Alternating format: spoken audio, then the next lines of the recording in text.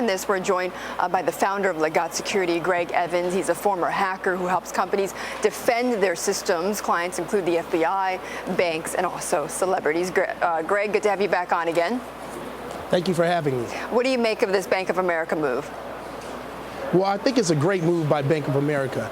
And unlike MasterCard, I don't think they're going to end up getting a denial of service. Why? These people, well, one, Bank of America saw what happened with the other ones. So I think before they made this move, they were prepared for it. Where MasterCard and some of the other ones may not have been as prepared. Plus, one thing I do know, Bank of America, to even try to hack, remember the other ones were a denial of service. I don't want people to think that they will be able to hack into Bank of America. You'll have a better chance hacking into the Pentagon before you would Bank of America. Why do you say that?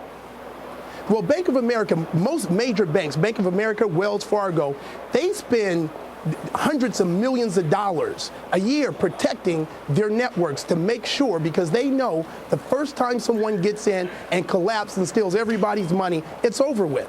So, and whereas with the government, before a new piece of technology comes out, Bank of America can purchase it right away. Whereas with our government, they have to wait and go through all types of bureaucracy before they can actually do that type of purchase. So Bank of America is not that easy to hack in. But Trust Greg, me, I know. But Greg, I mean, just a few weeks ago you were on our program and you were saying how easy it is to hack into companies' systems, and you were saying, you know, the CTOs of all these companies have such huge egos that they leave themselves up to vulnerabilities. That is correct. The bigger the company, the easier it is to hack. Now, when I'm talking about companies like AT&T's and the Sprints and things of this sort, years ago that I was able to get into, banks are a little bit harder to get into. Most of the companies, most financial institutions who have been hacked have come from the inside. It was inside information. Coming from the outside trying to hack into a bank is a lot harder. Can it be done? Oh, yes, it can be. But it's not going to be where someone wakes up and then within 3 days says, let's do a type of attack like they did with MasterCard or PayPal to get into Bank of America. Okay, it has to be planned and calculated. Okay, so Greg, if you don't think that it's going to be vulnerable to a denial of service attack, do you get the sense, though, that these hackers are planning anything bigger? Well, first, let's make sure you're using the word hacker loosely. These are not hackers. These people who are shutting down these websites are not hackers. The two people they arrested, Deutsche police arrested 2 people who were involved in some of the denial of service scams. Attacks. So what do you call them then?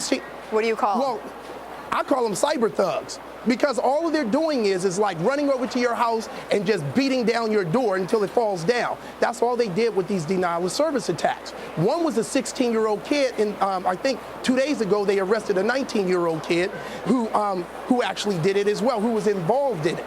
So these are not like true activists, like an activist like a women's activist or a child where we go out and we pick up a worthy cause. These are not worthy cause. These are a bunch of kids or cyber thugs who says, hey, I don't like what they're doing, and then they go and attack. They probably didn't even read the documents that was at WikiLeaks website. Well, I mean, I would give you that. I think that that's probably true. But Greg, then again, the question is, though, but do you think, aside from these kids, that there is any type of a bigger network being formed or a bigger attack being formed by perhaps hackers this time around?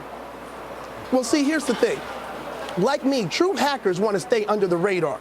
We don't want to go out and then go attack MasterCard. What are we getting out of it? What are we getting out of breaking into Bank of America? We're getting no financial gain or anything else. A true hacker wants to stay under the radar. He's not posting his name and the website and email address on on different blogs saying this is what I did.